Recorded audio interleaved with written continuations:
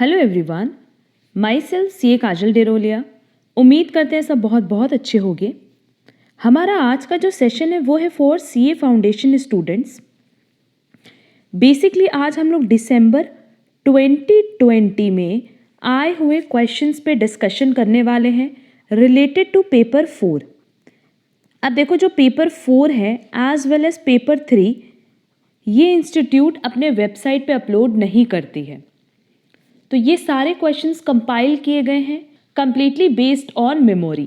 तो आज हम लोग पेपर 4 पे डिस्कशन करेंगे एंड नेक्स्ट क्लास हम अपलोड करेंगे रिलेटेड टू पेपर 3। हमने पेपर 3 एंड पेपर 4 के लिए ऑलरेडी जो last mock test paper institute ने अपडेट किया था उसकी क्लासेस भी हमने अपलोड की हुई हैं, जिसकी लिंक आपको डिस्क्रिप्शन बॉक्स में मिल जाएगी।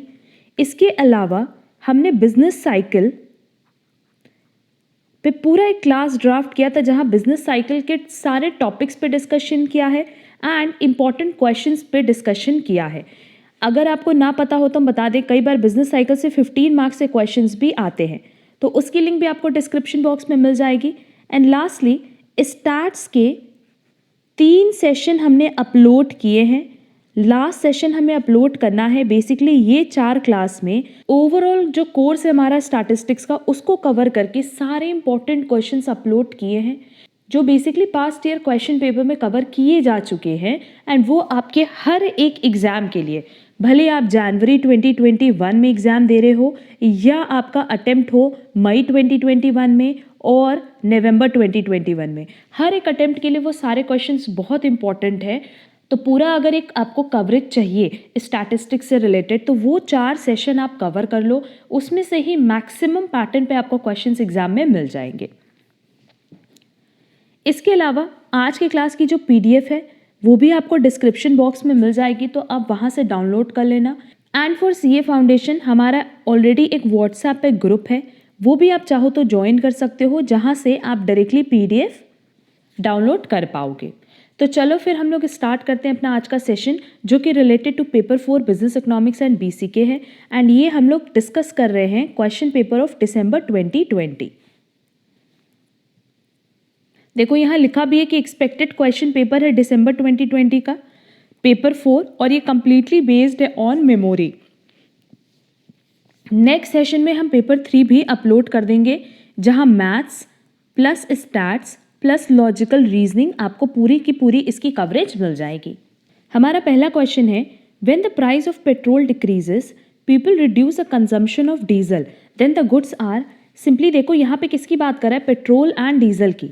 अगर पेट्रोल की प्राइस डिक्रीज हो रही है तो बट ऑब्वियस होगा क्या कि जो डीजल की डिमांड है वो डिक्रीज हो जाएगी। और ऐसा कब होता है, जब ये 2 गुड्स सब्स्टिट्यूट्स हों। अगर 2 गुड्स सब्स्टिट्यूट्स हैं तो उनके बीच में किस तरह का रिलेशन होता है, डायरेक्ट रिलेशन।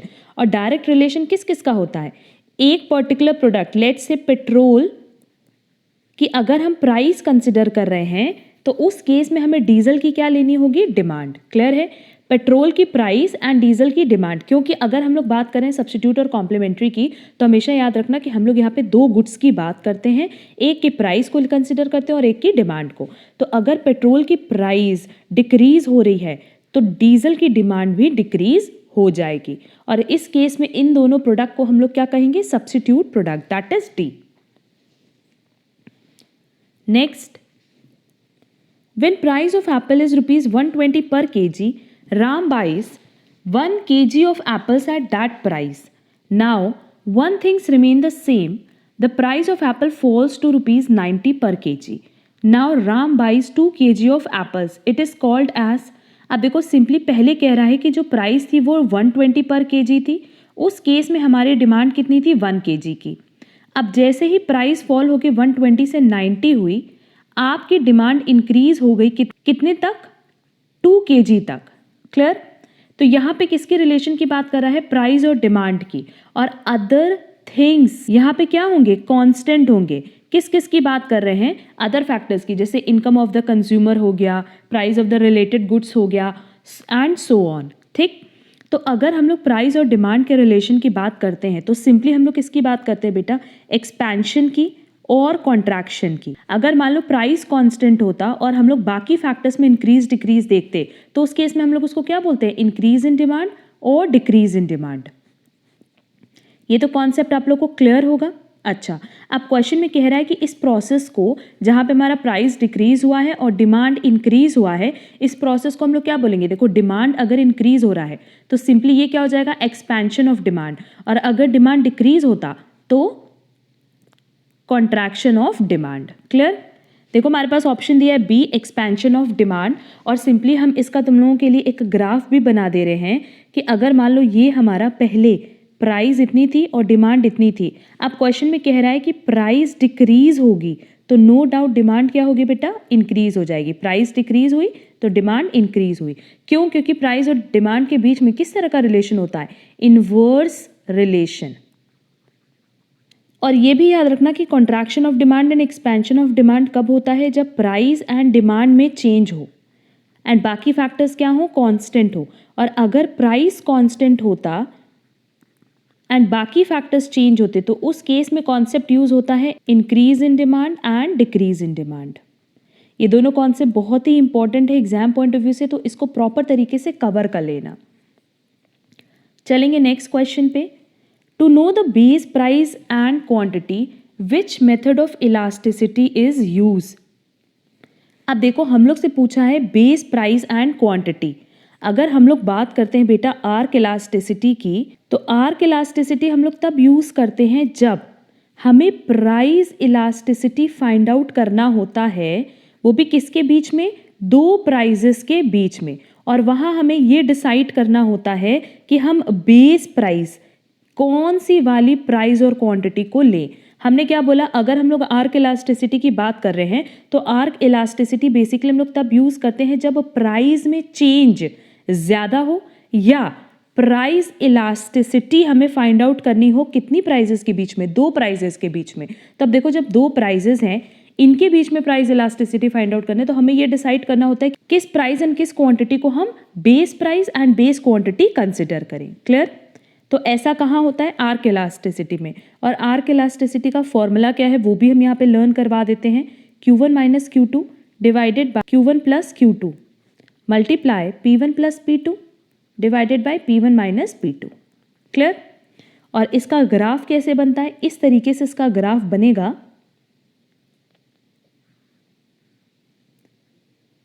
कि ये जो दो पॉइंट्स हैं इनके बीच का अगर हमें प्राइस इलास्टिसिटी कैलकुलेट करना है तो इसी को हम लोग कहते हैं आर्क इलास्टिसिटी। क्लियर है। तो हमारा करेक्ट आंसर होगा A, arc elasticity. Next, the price elasticity of demand for X is 1, मतलब ईडी इज इक्वल टू कितना दिया है, 1 दिया है। The original quantity of demand of X is 90 units, तो ओरिजिनल क्वांटिटी मेरे पास हो गई 90 units. If the price X decreases from 300 to 180 per unit, मतलब ओरिजिनल प्राइस कितनी है 300 और उसके बाद न्यू प्राइस कितनी है 180। Calculate the new quantity demanded of x. हमें क्या कैलकुलेट करना है, न्यू क्वांटिटी कैलकुलेट करना है। फॉर्मूला हम सबको पता है, ED is equal to change in quantity upon change in price into original price upon original quantity. अब चेंज इन क्वांटिटी मेरे पास नहीं दिया हुआ है तो हम इसको ना एज इट इज रखेंगे। ईडी कितना है 1, ये एज इट इज रखो। चेंज इन प्राइस कितना है 300 पहले था और फिर बाद में 180 हो गया तो 120 multiply original price is 300 and original quantity is 90। बस इसको सॉल्व कर लो। देखो इसको सॉल्व करने पे चेंज इन क्वांटिटी आएगी मेरी 36। अब देखो चेंज इन क्वांटिटी मतलब क्या, new quantity minus original quantity. ये कितना आया 36। न्यू क्वांटिटी हमें नहीं पता और ओरिजिनल क्वांटिटी कितनी है 90, तो न्यू क्वांटिटी कितनी हो गई 90 प्लस 36 और हम कह सकते हैं 126।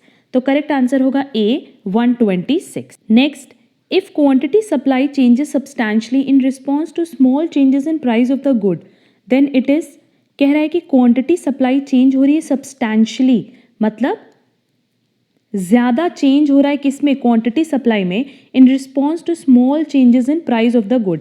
मतलब प्राइस लेट्स से अगर 10% से इंक्रीज हुआ तो क्वांटिटी 15% से इंक्रीज करेगी, यही बोल रहा है कि प्राइस में अगर थोड़ा भी चेंज हो रहा है तो क्वांटिटी उसके कंपैरिजन में ज़्यादा चेंज हो रही हो। तो ऐसा कहाँ होता है? हमने already degree of price elasticity समझाया था डिमांड के सेंस में अपने पहले वाले वीडियो में। बस बिल्कुल सेम एग्जैक्टली वैसा ही चलता है किसमें? सप्लाई में भी। बस सप्लाई में क्या होता है कि प्राइस और सप्लाई के बीच में किस तरह का रिलेशन होता है? डायरेक्ट रिलेशन होता है कि अगर प्राइस इंक्रीज होगा तो सप्लाई इंक्रीज होगी, प्राइस डिक्रीज होगा तो सप्लाई डिक्रीज होगी।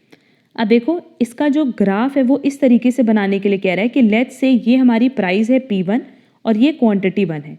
अगर प्राइस 10% से चेंज हो रही है तो क्वांटिटी चेंज होगी पर कितने से? 20% से। मतलब ये P2 है और ये Q2 है। तो ऐसा कहाँ होता है? जहां हमारा ES ग्रेटर देन होगा 1। क्लियर? और ग्रेटर देन 1 को हम क्या बोलेंगे? Relatively greater elastic supply. That is इसका करेक्ट आंसर होगा ए।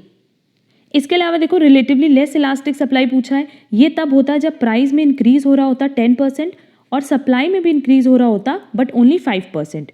यूनिटरी इलास्टिक कब होता? जब प्राइस इंक्रीज होता 10% से और सप्लाई भी इंक्रीज होती 10% से। Next, if indifference curve is L shaped it means two goods will be. अब देखो यहाँ पे पहले हम ये बता दें कि व्हाट इज इनडिफरेंस कर्व। अगर हम बात करते हैं इनडिफरेंस कर्व की तो सिंपली इसका मतलब क्या है कि जहाँ पे हम लोग दो गुड्स के अलग अलग कॉम्बिनेशन को चूज करते हैं और हर एक कॉम्बिनेशन पे कंज्यूमर को सेम लेवल ऑफ सेटिस्फैक्शन मिलता है। देखो इनडिफरेंस कर्व इस तरीके से बनता है ना। और दो गुड्स, कोई भी गुड्स आप ले लो, लेट्स से हम बात कर रहे हैं ऑरेंज की और एप्पल की, तो इन दो गुड्स का ऐसा कॉम्बिनेशन हम बनाएंगे इस कर्व पे जहाँ पे हर कंज्यूमर हर एक गिवन पॉइंट पे उसको हर एक लेवल इक्वल सेटिस्फैक्शन देगा। क्लियर है? तो ये हमारा था इनडिफरेंस कर्व। एक और चीज़ हम बता दें जो एग्जाम में आ सकता है क्वेश्चन कि इनडिफरेंस कर्व को हम लोग और क्या कहते हैं बेटा? आइसो यूटिलिटी कर्व भी कहते हैं या इक्वल यूटिलिटी कर्व भी कहते हैं कि इक्वल लेवल ऑफ सेटिस्फैक्शन हमें जहां मिलता है। तो आइसो यूटिलिटी और इक्वल यूटिलिटी ये याद रखना। एंड इनडिफरेंस कर्व नाम क्यों है? क्योंकि कंज्यूमर हर एक लेवल पे इनडिफरेंट होगा, क्योंकि उसको हर एक लेवल पे क्या मिलेगा? Same level of satisfaction. इसके अलावा देखो अगर हम लोग इनडिफरेंस कर्व की बात करें तो इनडिफरेंस कर्व एक तो डाउनवर्ड होता है टू द राइट। क्यों? क्योंकि हमें पता है कि अगर दो गुड्स है, एक गुड्स का अगर हमें कंजम्पशन इंक्रीज करना है तो दूसरे का डिक्रीज करना होगा, इसीलिए ये किस तरीके से ड्रॉ होता है? डाउनवर्ड। क्लियर? इसके अलावा एक और चीज़ कि जो हमारा इंडिफरेंस कर्व होता है वो कॉन्वेक्स होता है टू द ओरिजिन, और इसका कॉन्वेक्स होने का रीज़न क्या है ये भी याद रख लेना। Diminishing marginal rate of substitution, that is MRS के डिमिनिश करने की वजह से, घटने की वजह से ये कॉन्वेक्स होता है टू द ओरिजिन। अच्छा, अब हम लोग बात कर लेते हैं related to substitute goods and complementary goods. अगर मान लो दो गुड्स परफेक्ट सब्स्टिट्यूट है, दो गुड्स आपस में परफेक्ट सब्स्टिट्यूट्स हैं, तो उस केस में जो हमारा इनडिफरेंस कर्व बनता है वो स्ट्रेट लाइन में बनता है, और इस केस में MRS क्या होता है? कांस्टेंट होता है, पहली चीज़। और दूसरी चीज़, अगर हमारा गुड्स परफेक्ट कॉम्प्लीमेंट्री है तो उस केस में हमारा इनडिफरेंस कर्व L शेप में बनता है, या फिर हम कह सकते हैं two straight line with a right angle bent. ये दो स्ट्रेट लाइन है with a right angle bent, या फिर हम इसको L शेप्ड भी बोल सकते हैं। क्लियर?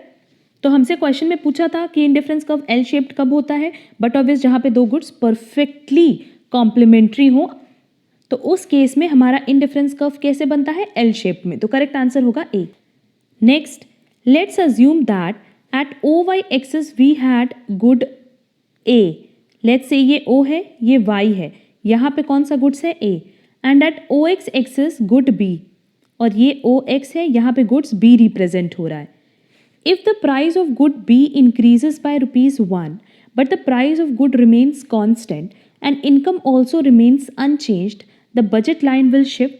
Let's say हमारे पास जो पुरानी बजट लाइन थी, ओल्ड बजट लाइन, वो ये थी। और बजट लाइन मतलब सिंपली क्या होता है? जहाँ पे हम अपने पैसे को खर्च करके दो प्रोडक्ट परचेज करते हैं। यहाँ पे कौन कौन सा प्रोडक्ट परचेज करें? A और B। तो price of A quantity of A plus price of B quantity of B, ये किसके इक्वल होनी चाहिए? मनी के, या फिर कह लो ये किससे कम होनी चाहिए? मनी के, क्योंकि जितना पैसा हमारे पास है उसी से तो हम अलग अलग कॉम्बिनेशन बनाएंगे। क्लियर?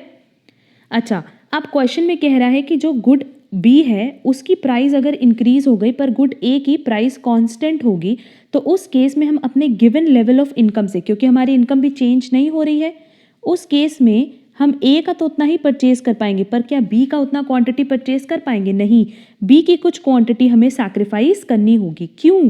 क्योंकि गुड बी की जो प्राइस है वो इंक्रीज हो गई।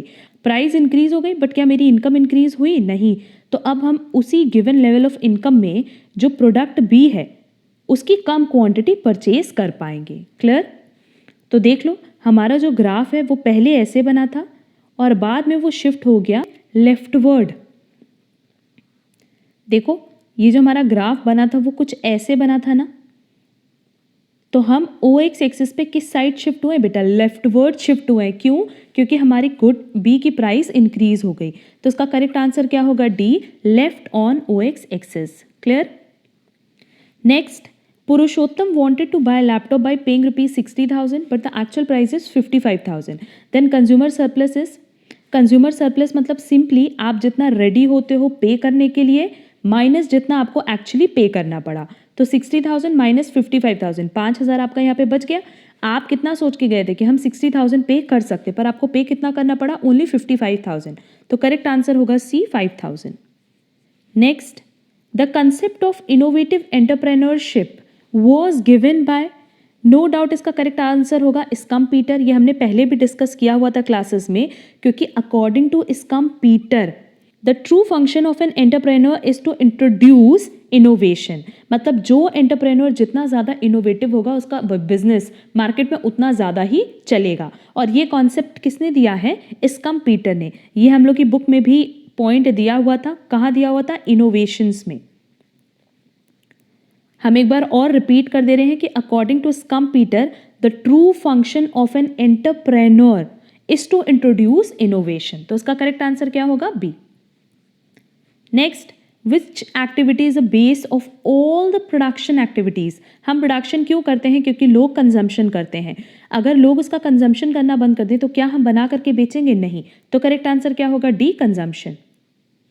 Next, when output increases more than the increase in input it occurs due to। अब देखो, इस पॉइंट को समझने के लिए पहले एक पॉइंट समझ लो कि what is external economies and what is internal economies। अब देखो, अगर हम लोग बात करते हैं, पहले एक चीज़ समझ लो कि अगर ये इंडस्ट्री है किसी चीज़ की तो इसमें बहुत सारे फर्म्स होंगे। तो अगर हम लोग इंटरनल इकोनॉमीज़ की बात करें तो नाम से समझ में आ रहा है इंटरनली जब चीज़ें होती हैं, that is internal economies related होता है एक पर्टिकुलर फर्म से, कि जहाँ पे एक पर्टिकुलर फर्म को कोई बेनिफिट होता है when it expands it's output. मतलब ये कोई ऐसी एक्टिविटी करे या ये अपने इनपुट को इंक्रीज करे और उससे इनका आउटपुट इंक्रीज हो जाए। और अगर हम लोग बात करते हैं एक्सटर्नल इकोनॉमीज़ की, तो एक्सटर्नल इकोनॉमीज़ का मतलब होता है जहाँ ओवरऑल इंडस्ट्री का एक्सपेंशन होता है और इसकी वजह से हर एक इंडिविजुअल फर्म को बेनिफिट मिलता है। क्लियर? इंटरनल इकोनॉमीज़ में हमने बोला कि जहाँ पे बेनिफिट सिर्फ एक पर्टिकुलर फर्म को मिलेगा, सिर्फ उसके आउटपुट में एक्सपेंशन होगा। बट अगर एक्सटर्नल इकोनॉमीज़ की बात करें तो हम ओवरऑल इंडस्ट्री की बात कर रहे हैं कि ओवरऑल इंडस्ट्री अपना एक्सपेंशन करती है जिसकी वजह से हर एक इंडिविजुअल फर्म को बेनिफिट मिलता है। क्लियर? तो हमसे क्वेश्चन में यही पूछा है व्हेन आउटपुट इंक्रीजेस, तो आउटपुट कहाँ इंक्रीज हो रहा है? दोनों केसेस में अगर इंटरनल इकोनॉमीज़ की बात करें तो एक पर्टिकुलर फर्म का आउटपुट इंक्रीज होगा, और अगर एक्सटर्नल इकोनॉमीज़ का बात करें तो ओवरऑल इंडस्ट्री के हर एक फर्म का आउटपुट इंक्रीज होगा। तो करेक्ट आंसर होगा B, external and internal economies. Next, a functional relationship between input and output is called. Input और आउटपुट का रिलेशनशिप क्या है? प्रोडक्शन फंक्शन, क्योंकि प्रोडक्शन फंक्शन में यही बताता है कि हम कितना इनपुट लगाए हैं और उससे हमने कितना आउटपुट जनरेट किया है। Next, among the following statements which is incorrect in relation to isoquants. अब देखो, आइसोक्वेंट्स और इनडिफरेंस कर्व में बहुत ज़्यादा डिफरेंस नहीं है। बेसिकली आइसोक्वेंट सिमिलर कॉन्सेप्ट है इंडिफरेंस कर्व जैसा। बस आइसोक्वेंट में क्या होता है कि हम लोग दो इनपुट का कॉम्बिनेशन देखते हैं which are capable of producing same level of output. तो यहाँ अगर हम लोग आइसोक्वेंट की बात करें तो हम लोग किसके पॉइंट ऑफ व्यू से बात कर रहे हैं, प्रोड्यूसर्स के, और अगर इंडिफरेंस कर्व की बात करें तो वो कंज्यूमर के पॉइंट ऑफ व्यू से था। क्लियर? सारी की सारी कैरेक्टरिस्टिक सेम है। अगर आइसोक्वेंट की बात करें तो ये इसका ग्राफ इसी तरीके से बनेगा, that is downward to the right और negative, convex to the origin, और ये कभी भी आपस में इंटरसेक्ट नहीं करता। बट इसका जो डाउनवर्ड या नेगेटिव होने का रीजन है, क्योंकि सिंपली यहाँ पे हम लोग क्या बोले कि दो इनपुट का कॉम्बिनेशन, तो अगर आपको एक इनपुट इंक्रीज करना होगा तो नो डाउट दूसरा इनपुट डिक्रीज करना होगा, और ये जो होता है डाउनवर्ड स्लोपिंग या नेगेटिवली स्लोपिंग, ये होता है due to MRTS, that is marginal rate of technical substitution. Clear? Indifference curve में हमने बोला था डिमिनिशिंग MRS की वजह से है, और आइसोक्वेंट में हम कह रहे हैं कि ये जो नेगेटिवली स्लोप्ड है ये है due to marginal rate of technical substitution. तो देखो हमारे पास ऑप्शन दिया isoquants are concave to the origin, जो कभी भी पॉसिबल नहीं है, और हमसे क्वेश्चन में इनकरेक्ट स्टेटमेंट पूछा था, तो उसका करेक्ट आंसर क्या होगा बेटा? बी।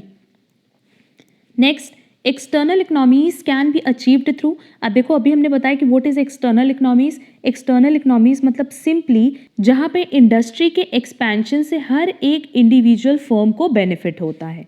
तो हमारे पास ऑप्शन दिया technological external economies, external assistance, development of unskilled labour और superior managerial efficiency. Correct answer होगा A, technological external economies. Next, marginal product that is MP will be dash at the point of inflection. अब देखो point of inflection कहाँ occur करता है? Within stage 1, and जिस point of time पे point of inflection होता है उस पॉइंट ऑफ टाइम पे मार्जिनल प्रोडक्ट अपने मैक्सिमम स्टेज पे होता है। तो करेक्ट आंसर होगा A, maximum. Next, use the table and answer for the following questions. The average fixed cost of 4 units of output is। अब देखो AFC निकालने के लिए सिंपली हम लोग क्या कर सकते हैं, TFC अपॉन Q। और टोटल फिक्स कॉस्ट कैसे निकाल सकते हैं? हम सबको पता है कि अगर हम लोग टोटल कॉस्ट की बात करें तो टोटल कॉस्ट में दो आइटम होता है, total variable cost plus total fix cost. But zero level पे अगर कोई कॉस्ट अकर कर रही है तो वो क्या होती है? हमेशा टोटल फिक्स कॉस्ट, क्योंकि जीरो लेवल पे क्या वेरिएबल कॉस्ट होगी? नहीं, ये जीरो होगी। इसका मतलब टोटल फिक्स कॉस्ट कितना है? 100। और कौन से यूनिट पे बोला है? 4th यूनिट पे। तो करेक्ट आंसर क्या हो जाएगा? 25। क्लियर? और हमेशा याद रखना कि अगर हम लोग फिक्स कॉस्ट की बात करें, that is total fix cost की, तो ये हमेशा ओवरऑल क्या होगा? फिक्स होगा। ये तो चेंज नहीं होता, फ्लक्चुएट नहीं होता, तो करेक्ट आंसर होगा C, 25। Next, the average variable cost of 5 units of output. अब देखो एवरेज वेरिएबल कॉस्ट पूछा है, तो average variable cost is equal to total variable cost upon quantity. और किस लेवल पे पूछा है? क्वांटिटी है 5th यूनिट, तो देखो ये है 5th यूनिट। अब इसमें अगर टोटल कॉस्ट की बात करें तो नो डाउट TFC अभी भी कितना होगा? 100। तो जो बैलेंस है वो क्या हो जाएगा? Total variable cost. 420 minus 100 is equal to 320। तो यहाँ होगा 320 डिवाइडेड बाई 5, और इसका करेक्ट आंसर कितना हो जाएगा? 64। तो देख लेते हैं ऑप्शन में कहाँ दिया है? बी इसका करेक्ट आंसर होगा। Next, the marginal cost of 5th unit of output. अब देखो मार्जिनल कॉस्ट पूछा है, मार्जिनल कॉस्ट का फॉर्मूला हम सबको पता है TCN माइनस 1, और किस लेवल पे पूछा है? 5th लेवल पे। तो सिंपली दिस माइनस दिस अगर हम लोग कर दें 420 माइनस 360, तो हमें पता चल जाएगा मार्जिनल कॉस्ट कितना एट 5th लेवल? ये हो जाएगा हमारा 60। तो इसका करेक्ट आंसर क्या हो जाएगा? A, 60। Next, the total cost is 4200 and fixed cost is 1200, then find the variable cost। अभी हमने बताया कि टोटल कॉस्ट होता है total fix cost plus total variable cost. हमारे पास टोटल कॉस्ट दिया है 4200 और टोटल फिक्स कॉस्ट दिया है 1200, तो टोटल वेरिएबल कॉस्ट सिंपली कितना हो जाएगा? 3000। इसका करेक्ट आंसर होगा D, 3000। Next, if a seller obtains ₹6000 after selling 50 units and ₹6204 after selling 53 units, then marginal revenue will be। अब देखो marginal revenue हमेशा हम किसके लिए निकालते हैं? for additional units। Clear? But यहाँ पे 50 यूनिट्स के बाद सीधे कितना दिया है? 53 यूनिट्स। तो हम लोग क्या करें? पहले 53 यूनिट माइनस 50 यूनिट कर लें, तो ये हो जाएगा 6204 माइनस 6000, क्योंकि ये क्या वैल्यू दिया है? टोटल रेवेन्यू दिया हुआ है ना। और मार्जिनल रेवेन्यू अभी हम बताएं कि मार्जिनल रेवेन्यू अगर हमें कैलकुलेट करना है तो हम TRN माइनस 1 कर सकते हैं। तो 53 के बाद सीधे क्या होना चाहिए था 52, जो हमारे पास गिवन नहीं है। तो 204 हमारा मार्जिनल रेवेन्यू है किसके लिए, फॉर 3 यूनिट्स। तो अगर हमें एक यूनिट के लिए निकालना है तो एक यूनिट के लिए कितना आ जाएगा 68। तो करेक्ट आंसर होगा बी 68। क्लियर। और हमेशा याद रखना कि मार्जिनल रेवेन्यू हम हमेशा किसके लिए निकालते हैं, for additional unit. Next, on the basis of nature of transaction a market में बी क्लासिफाइड इनटू। अब देखो मार्केट का क्लासिफिकेशन बहुत सारे बेसिस पे दिया हुआ है, जैसे बुक में पढ़ भी लेना। सबसे पहला दिया हुआ था on the basis of geographical area, उसके बाद दिया था on the basis of time, then nature of transaction, then regulation, then volume of business and last is type of competition, जिस पे हम लोग डिटेल स्टडी करते हैं perfect competition market and imperfect competition market पे। तो देखो रेगुलेटेड एंड अनरेगुलेटेड है on the basis of regulation, wholesale and retail ये है on the basis of volume, cash and forward rate है on the basis of nature of transaction and national international है on the basis of area. Clear. Time में भी देख लेना, time में basically 4 दिया हुआ है, very short period, long period, very long period. तो इसका करेक्ट आंसर क्या होगा, क्वेश्चन में हमसे नेचर ऑफ ट्रांजैक्शन पूछा था, तो करेक्ट आंसर होगा C, cash and forward rate.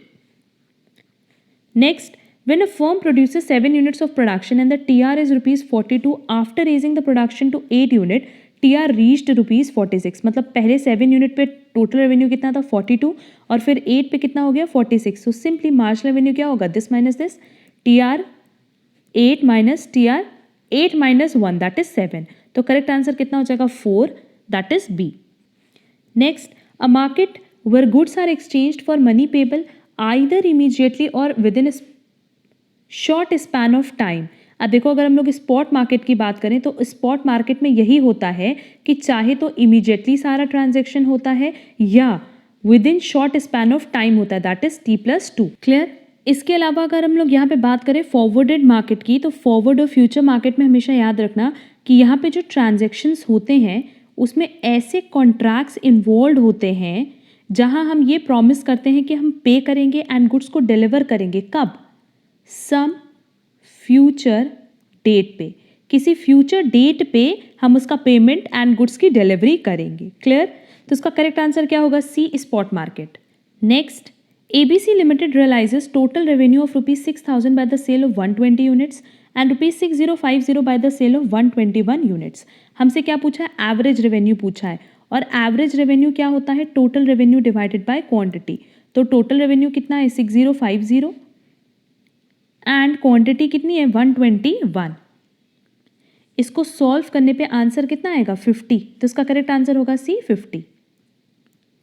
Next, when ABC Limited sells 130 units then the total revenue will be। अब देखो ये क्वेश्चन इससे कनेक्ट किया है, यहाँ पे हमसे कह रहा था कि 120 यूनिट्स पे हमारा टोटल रेवेन्यू है 6000 और 121 यूनिट्स पे कितना है 6050। तो 130 यूनिट्स पे टोटल रेवेन्यू कितना होगा। तो सिंपली देखो हम क्या माने कि अगर हमारा टोटल रेवेन्यू 50-50 से इंक्रीज कर रहा है तो 120 से 130 के बीच में कितना इंक्रीज करेगा, 50 इंटू 10 दैट इज 500 और स्टार्टिंग में कितना था 6000। तो ओवरऑल ये कितना आएगा 6500 एट 130 यूनिट्स। तो इसका करेक्ट आंसर कितना हो जाएगा डी, 6500।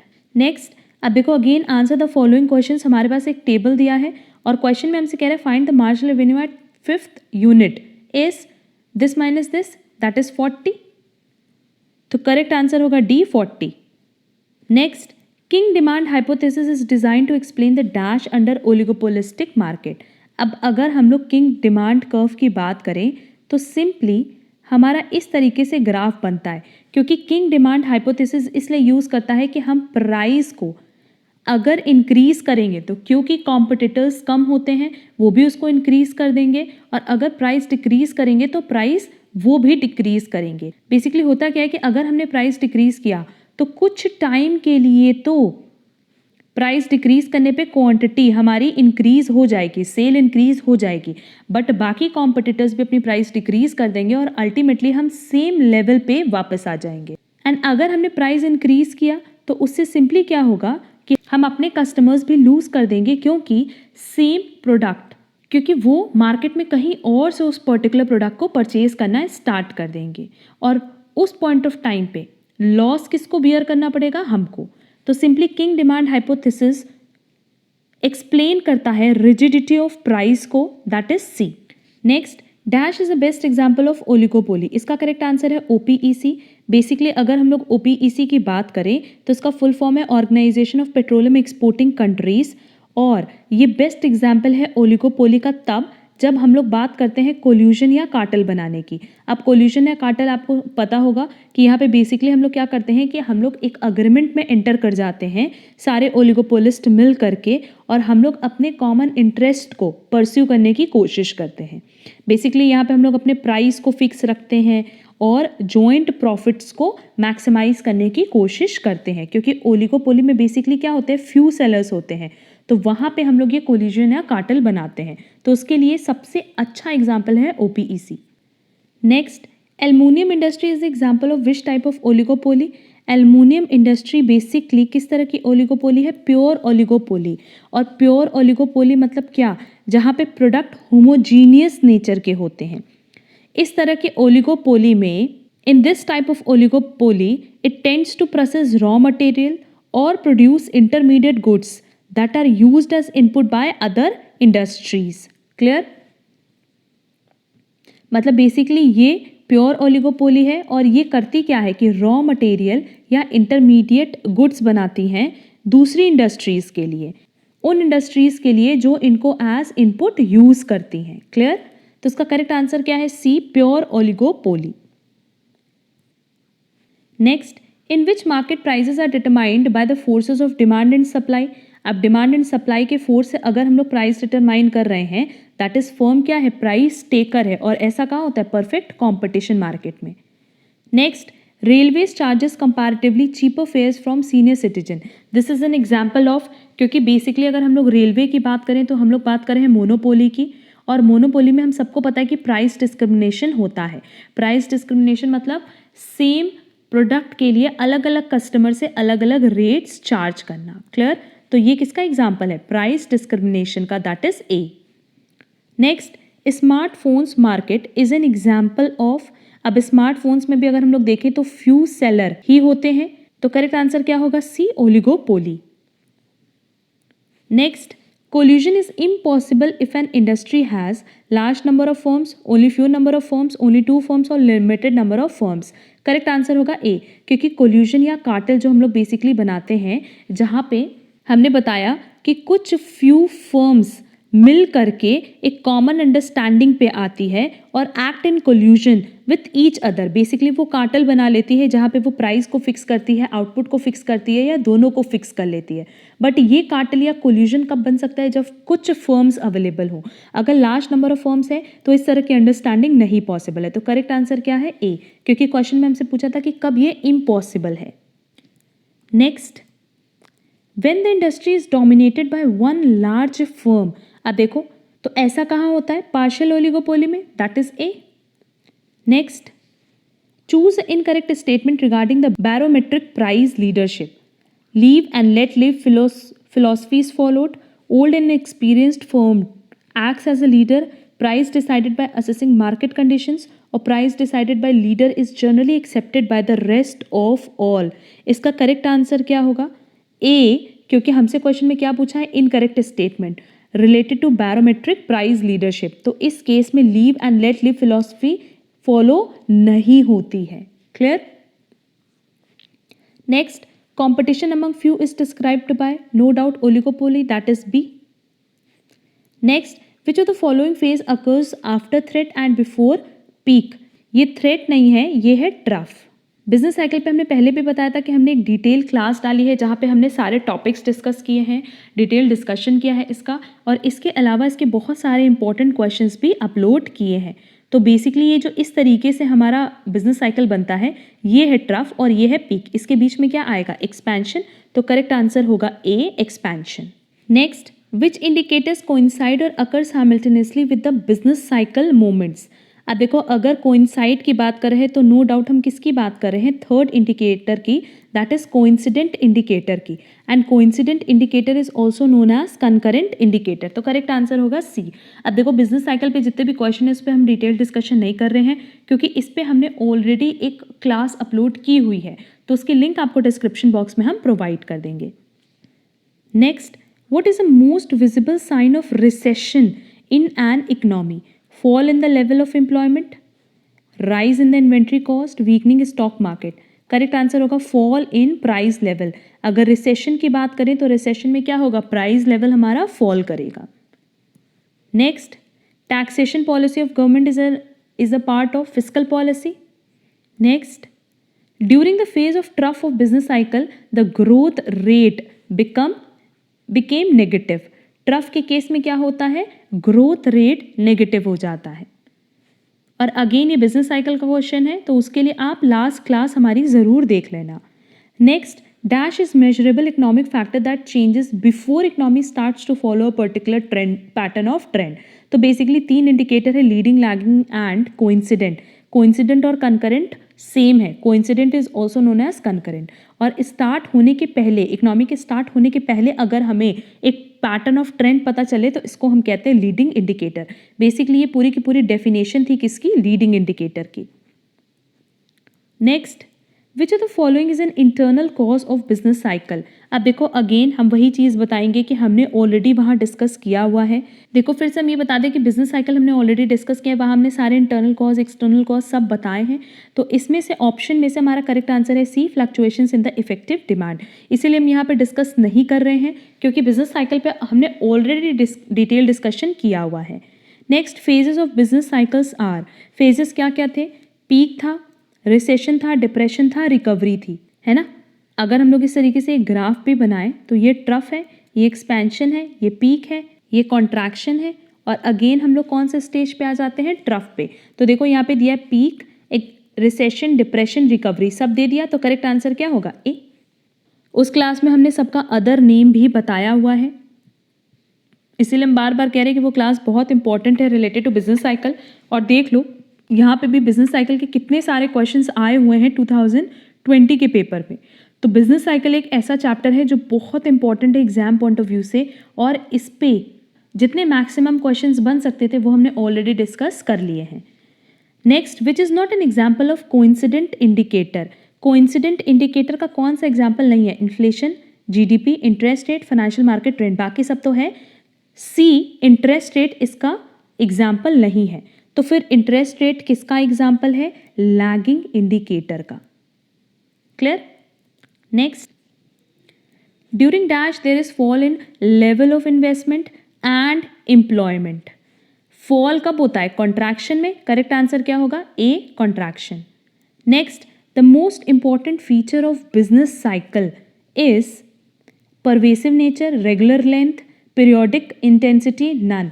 अगर बिजनेस साइकिल की बात करें तो ना तो उसकी रेगुलर लेंथ होती है और ना पीरियोडिक इंटेंसिटी। करेक्ट आंसर क्या होगा? A, pervasive in nature. Basically अगर हम लोग परवेसिव नेचर की बात करें तो हम लोग बात करें किसकी? वास्ट। ठीक, तो करेक्ट आंसर क्या होगा? A, pervasive nature. Next, modern business activities are based on the anticipation of business community and are affected by waves of optimism और पेसिमिज्म इज सेड बाय। इसका करेक्ट आंसर है B, Pigou, और ये हमारे institute की mat में दिया हुआ है। Next, economics in terms of dynamic growth and development defined by. जहां बात कर दिया डायनामिक ग्रोथ की तो करेक्ट आंसर हो जाएगा D, Paul A Samuelson. Next, a socialist economy is also known as centrally planned economy, that is C. अगर profit oriented की बात करें तो कैपिटलिस्ट इकोनॉमी, सेल्फ रेगुलेटरी की बात करें तो कैपिटलिस्ट इकोनॉमी, अनऑर्गेनाइज की बात करें तो capitalist economy. Next, dash economics explain economics phenomenon according to their cause and effects, but always positive economics. Next, in capitalist economy dash and dash will be more. Capitalist economy में basically क्या होता है? जो consumer पसंद करेगा वही हम लोग बना करके सेल करने को रेडी होते हैं, क्योंकि रीज़न बीइंग यहाँ फैक्टर्स ऑफ प्रोडक्शन किसका होता है, प्राइवेट हैंड में होता है। तो यहाँ इनइक्वालिटीज एंड एक्सप्लॉयटेशन ज़्यादा होगी। तो करेक्ट आंसर होगा A. Next, in which economic cost benefit analysis is used to answer the fundamental question of economy? cost benefit analysis हम लोग basically use करते हैं mixed economy में। Next, the study of behavior of different individuals organizations within an economic activity is known as। अगर हम लोग individual की बात करेंगे तो हम लोग बात करें माइक्रो इकोनॉमिक्स की, और अगर हम लोग बात करते ओवरऑल एग्रीगेट की तब हम लोग बात करते मैक्रो इकोनॉमिक्स की। Next, in which economic system production and distribution of goods and services aim at maximizing the welfare of the community as a whole? welfare कब होता है, सोशलिस्ट इकोनॉमी में, और अगर यहाँ पे प्रॉफिट ओरिएंटेड होता तो आंसर होता capitalist economy. Next, the nature of business economics is positive in nature, pragmatic, pure science और इंडिपेंडेंट। करेक्ट आंसर क्या होगा, प्रैग्मेटिक अप्रोच। प्रैग्मेटिक मतलब बेसिकली हम लोग बात कर रहे हैं प्रैक्टिकल अप्रोच की, और एंड बिजनेस इकोनॉमिक्स प्रैग्मेटिक है अपने अप्रोच में। कैसे, as it tackles practical problems which the firms face in the real world. Firm को रियल वर्ल्ड में जो प्रैक्टिकल प्रॉब्लम फेस करनी पड़ती है उसको टैकल कौन करता है, बिजनेस इकोनॉमिक्स। तो करेक्ट आंसर है B, pragmatic. Next, dash are responsible for all economic problems. Economic problems क्यों है, क्योंकि रिसोर्सेज की कमी है। तो करेक्ट आंसर होगा C, scarcity of resources.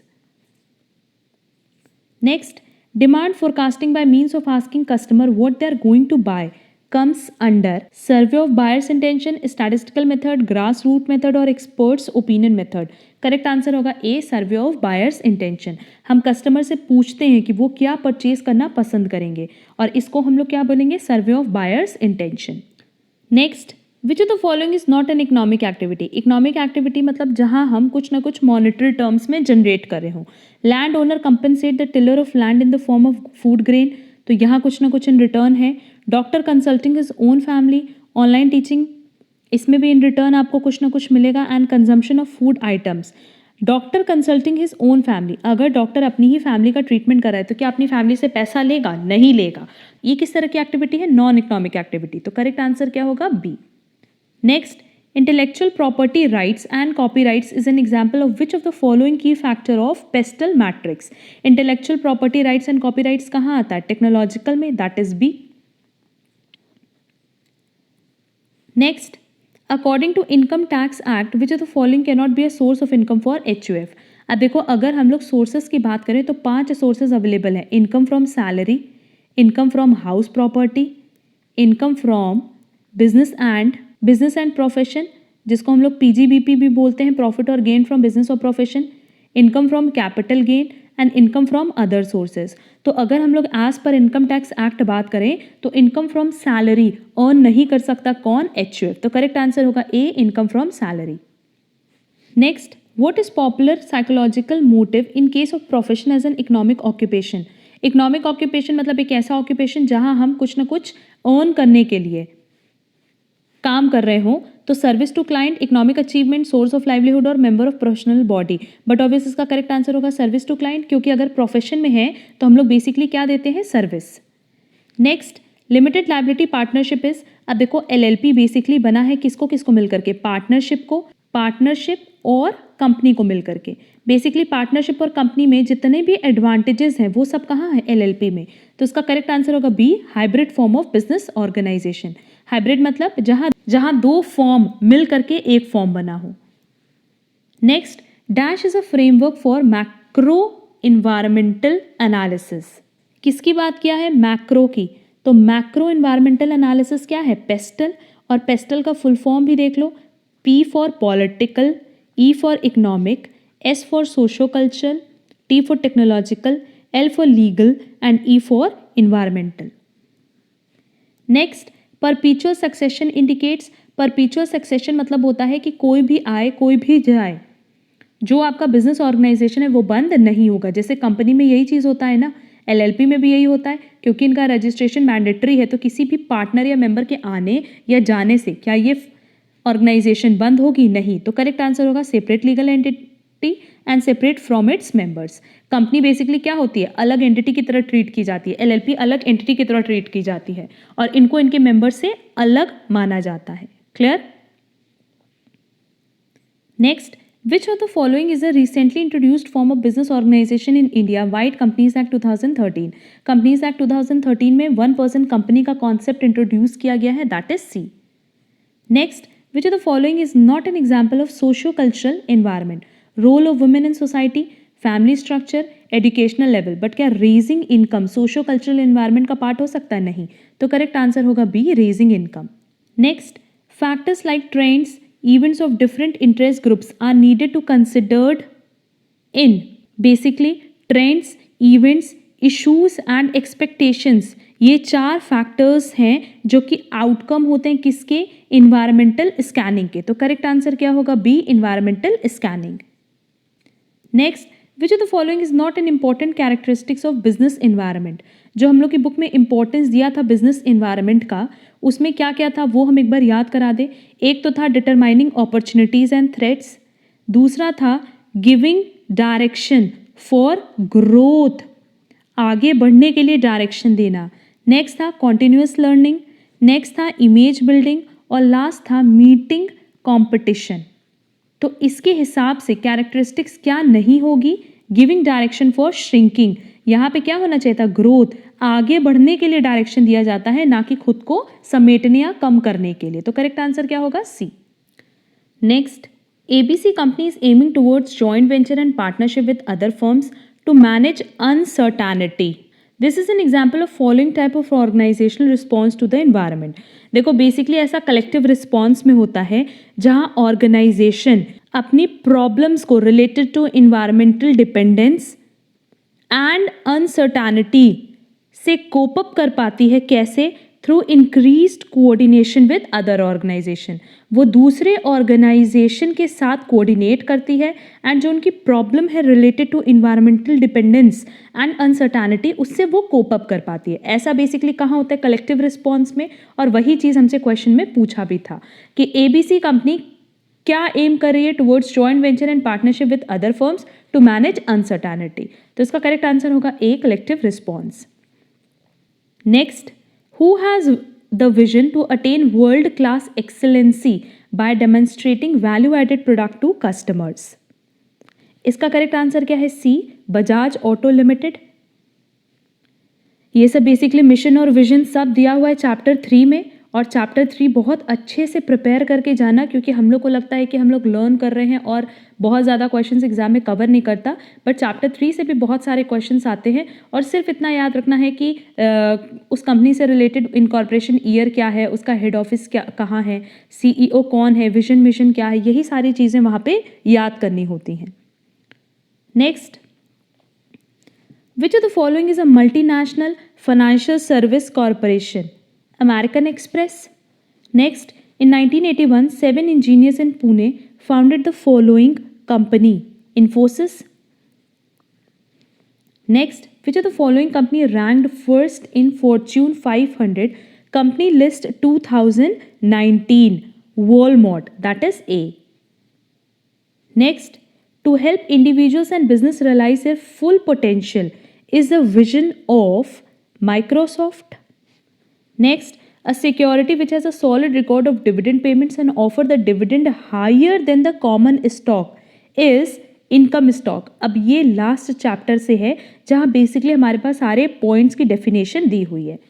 Next, above the balance available in the account of the payer is called, अगर balance से ज़्यादा अमाउंट बेसिकली अवेलेबल है तो उस पूरे प्रोसेस को हम लोग क्या कहते हैं? Overdraft, bank overdraft. यही ना होता है बैंक ओवरड्राफ्ट, कि हमारे अकाउंट में जितना पैसा है उससे ज़्यादा हम विड्रॉ कर सकते हैं। Next, the effect of change in price which will have on customer is, अगर प्राइस में चेंज होता है तो उस केस में कस्टमर पे जो इफेक्ट होगा, इस प्रोसेस को हम लोग क्या कहते हैं? प्राइस सेंसिटिविटी, दैट इज सी।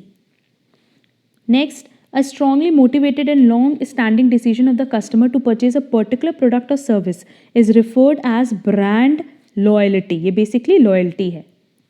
ये सब चैप्टर 6 से है और चैप्टर 6 भी अगेन बहुत इंपॉर्टेंट है जहाँ सारे पॉइंट्स की डेफिनेशन दी हुई है।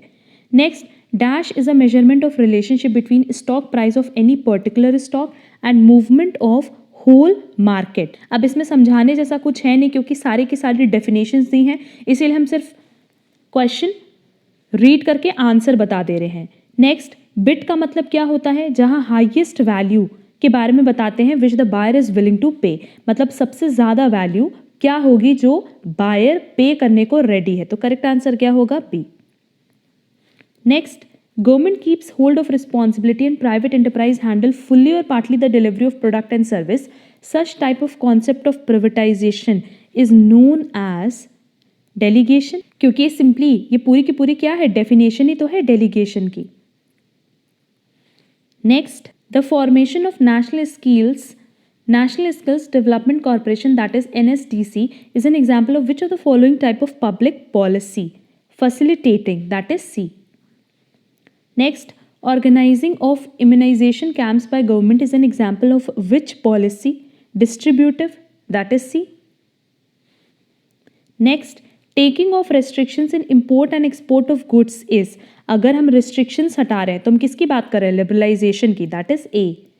Next, gradual decrease in government command and control over economic policies is called again liberalization, क्योंकि आप government command को धीरे धीरे कम कर रहे हो और कंट्रोल को भी कम करो ओवर इकोनॉमिक पॉलिसीज, तो ये क्या है, लिबरलाइजेशन का कॉन्सेप्ट है।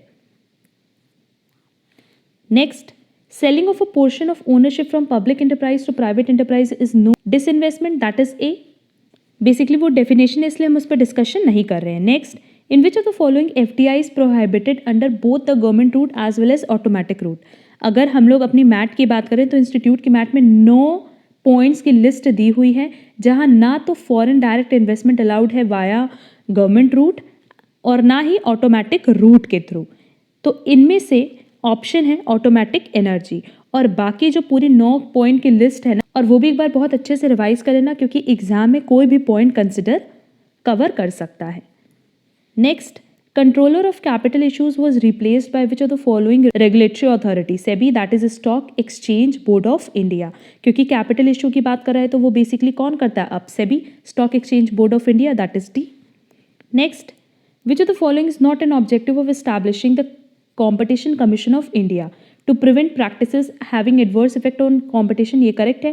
To preserve and sustain competition in market, to protect the interest of the consumer, to ensure restriction of the consumer other participant in market. क्या किसी तरह का कस्टमर रिस्ट्रिक्शन है अदर पार्टिसिपेंट्स इन मार्केट, नहीं। CCI क्यों बना, ताकि जो कंपटीशन हो रहा है मार्केट में वो हेल्दी कंपटीशन हो, इस पे वो चेक रख सके। तो इसका करेक्ट आंसर क्या होगा, D. Next, SEBI was set up to regulate the capital market, correct answer होगा D. Next, which of the following is not a regulatory body. अब देखो सेबी, RBI और CCI तो है, तो करेक्ट आंसर क्या होगा, A, SIDBI.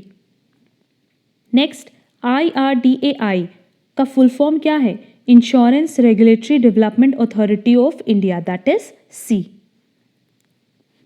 Next, which of the following financial institution is known for dealing in SHG bank और लिंकेज प्रोग्राम। देखो अगर हम लोग SHG बैंक की बात करें तो हम लोग किसकी बात करें, सेल्फ हेल्प ग्रुप की।